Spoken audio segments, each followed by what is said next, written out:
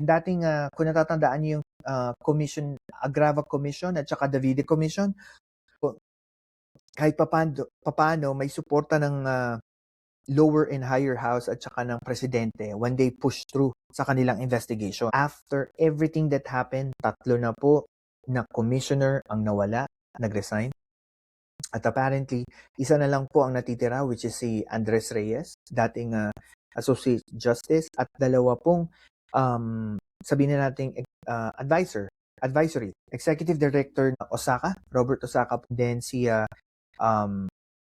dating General Arturo Artemis ba yun? Sorry, nawawala ako sa pangalan. Hindi ko na-memorize yung pangalan nila. So, ayun. So, 2 na lang yung natitirang sa advisory, tapos isa na lang yung talaga natitirang commissioner at that time. So, what do you guys think? Public support. Para sa akin, ICI is one of, I'm sorry to say, and I wanted to be honest sa mga nakikinig sa akin, ICI is one of the president's, merong abbreviation, yung one that got away, OTG, ano ba yun? Basta merong abbreviation, nakalimutan ko lang. Yung bang ang tingin ko kasi sa ICI, okay na siya, maganda sana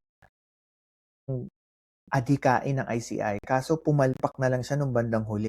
Nung nagsimula nang nawala yung mga mismo nagpapatupad noon, and napag-alaman natin na napakahina pala ng komisyon dahil nga wala pa silang karapatan or batas para wala silang kapangyarihan, I would say, to do contempt orders or to have all the people that they wanted pumunta doon sa mga investigation. So parang sayang. Alam mo, ang ganda kaso sayang. Yun yung parang naisip ko. Sabi naman daw, patapos na ang task nila at ipapasa nila sa ombudsman. Totoo yan, totoo. Yun nga lang, ano lang talaga, kumbaga, I think yung public sentiment, it's more of like, kung nag-ICI, bakit hindi pa agad nakasuhan? Parang sayang kung may kapangyarihan sila, they can go further as mag-direct kaso. 'Di ba? Para bago mag-25, meron na talaga nakasuhan.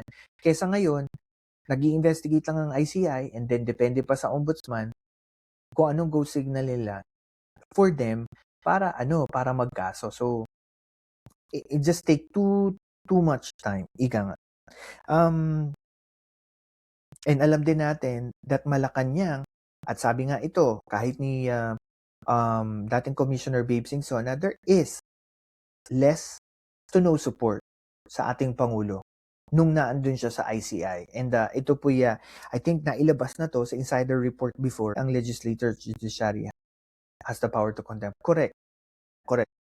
Yeah, yun nga yung kulang. Pag-usapan na natin dito na mas malaki ang tiwala nila sa Kamara kumpara sa Senado, at mas tiwala sila sa sarili nilang district representative o kongresista kumpara sa mismong Kamara de Representante. At ang paliwanag nila dito, it's more of like ang pananaw ng tao pagdating dito sa flood control project. Iba pa rin yung pagtingin nila rito. Iniisip nila na hindi lahat ng kongresista ay masama or sangkot dito sa flood control project. Maganda na ilalabas. I think yun nga sana may mas pangil pa sa mata ng tao. Pero other than that, kung titingnan natin, wala naman pala talaga na wala naman pala talaga siyang hindi silbi hindi naman maganda pakinggan yun. I think kulang yung resulta na pwede nating makuha from ICI. Bulag ako sa mga bagay na maaaring maging sa akin, sa personal ko na opinion, maging issue para sa akin. Kaya ino-open up ko yun.